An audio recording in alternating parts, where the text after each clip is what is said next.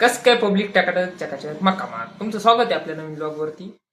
तर आजचा विषय असा आहे का आज तुम्हाला दाखवणार आहे मी सध्याची आमची जी पाण्याची परिस्थिती शेतकऱ्यांची ती काय आहे. ते आपली डीपी जवळून जवळ 8 दिवस पूर्ण होती.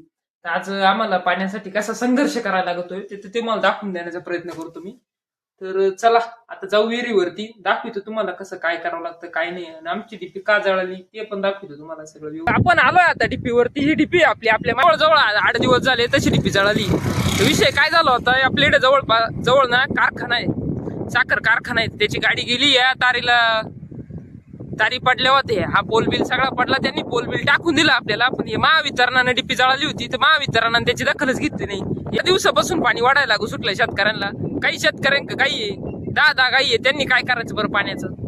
शेतकऱ्यांचं काही वरी कुणीच नाही. हीच जर डीपी दुसरीकडे असती MIDC भागात तर त्यांनी लगेच तात्काळ एका दिवसाच्या आत नीट करून दिली असती. आपण आलोय आता इरीवरती पाणी वाढायला. तर आपली डीपी जळेल असल्यामुळे 8 दिवसापासून हा प्रॉब्लेम झालाय. तर तुम्ही म्हणता ना शेतकऱ्यांचं जीवन सोपं असतं, तर इकडं गावाकडं लाईट गेल्यावर कोणी लय विचारच करत नाही. आली ना तसं कोणी पाहिलंच नाही. कंप्लीट आज 8 दिवस होतील तर डीपी सुगड भरून नाही दिली अजून आम्हाला. आणि इथून पाणी वडवून हे असे किटल्या भरायच्या आणि घरी घेऊन जायचे. तर आता हे सगळे येतील आमचे इकडं पाणी वाढायला. आपले जेवढ्यांच्या डीपी जळले, मोटर चालू नाही होती, ते इथं येतील, पाणी बिनी वडतील आणि घरी पाणी प्यायसाठी घेऊन जातील.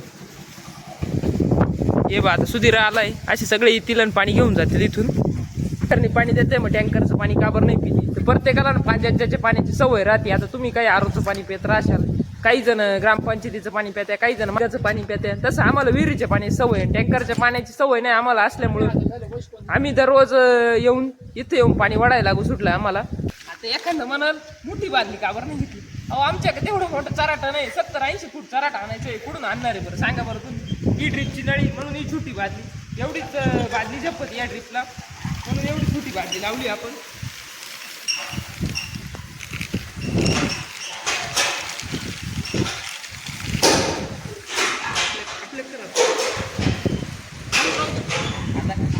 आता काही ना परस म्हणजे माहित नसत. आता ही इयर जवळ 8 परस आहे. परस म्हणजे ना एक परस म्हणजे 7 फूट असतो. 8 परस म्हणजे जवळ 8 7 56 50 फुटाच्या वर खालून पाणी वाढायचं आहे आता आपल्याला.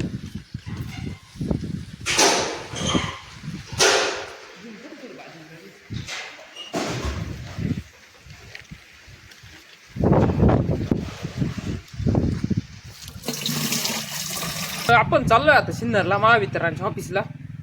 चला त्यांच्याकडे जाऊन तरी बघू डीपीला काय प्रॉब्लेम आहे, का बरं येत नाही आपली डीपी.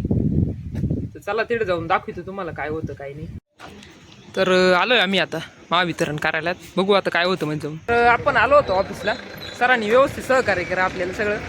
सगळा सेटअप बिटअप व्यवस्थित दिला आपल्याला. फ्यूज दिले त्यांनी प्रॉपर मध्ये. हे सगळे आपले पोरं येल होते. साहेब म्हणले का आज डीपी फिट होऊन जाईल एकदम ओके मध्ये. नवीन डीपी आली आता, डीपी बसवायचं काम चालू केलंय.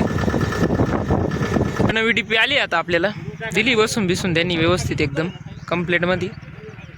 काय अडचण नाही. आता उद्या दिवसभर. व्हिडिओ आवडला तर लाईक करा, शेअर करा आणि सबस्क्राईब करा.